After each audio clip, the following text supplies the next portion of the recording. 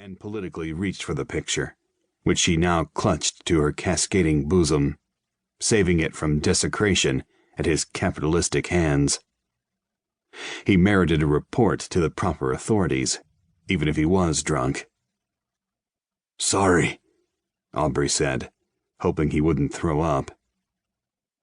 She placed Lennon safely on the far end of the desk, facing away from the disrespectful Westerner.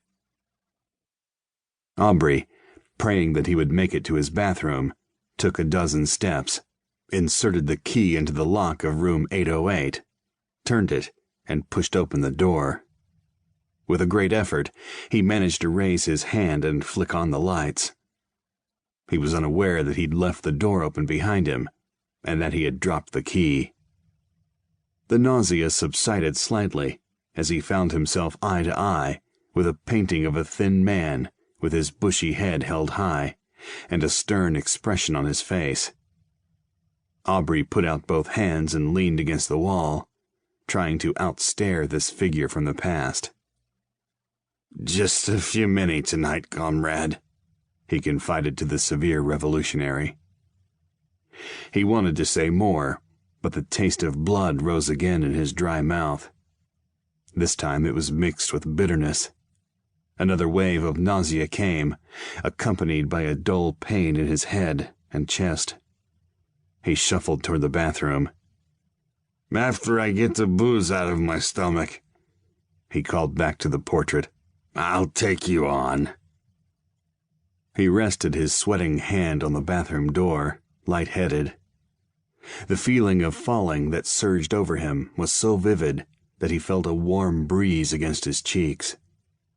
Then it struck him that he was actually falling, but so slowly that he must be defying the law of gravity. He marveled at how long it took him to hit the cold tile of the bathroom floor.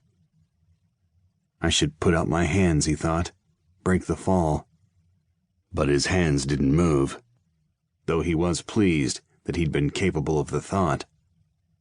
His head hit the porcelain toilet, opening a deep gash over his right eye, but he felt no pain as he rolled heavily under the sink. The nausea and headache were gone. "The hell with it," he thought. "I'll just sleep here and check the damage in the morning." The floor tiles felt cool against his hot cheek, and Aubrey closed his eyes. At 9 the following morning, Irina Marmontov, one of the maids, pushed her cart past the dozing Vera Olganova and down the hall to begin making up the rooms in her section. She noticed that the door to room 808 was open. The light was on, and she could see that no one had slept in the bed. But she had been working at the Metropole for almost 30 years and had seen far stranger things, particularly from the Cubans, Americans, and Italians. The worst times were during the Moscow Film Festival. In 1971, during the festival, a rainy July morning, she had opened the closet door and found a fat, naked man grinning at her. The man said something in a strange language, stepped past her, and sat down cross-legged on the floor, as if he had been waiting for hours for someone to come and release him so he could engage in his meditation.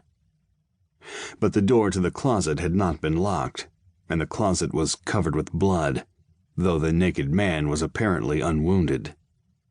Irina had hurried to the designaya, who had called the security office.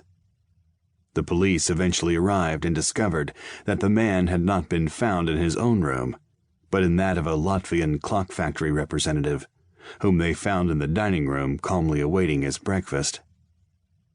The Latvian claimed that he didn't know the naked man and had no idea what he was doing in the room or how the blood had come to be in the closet. The fat man had been of no further help.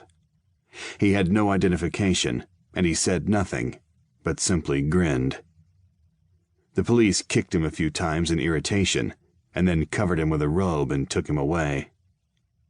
That was the last Irina had heard of the mystery, but the memory had stayed with her, and an unpleasant feeling went through her whenever she opened a closet door.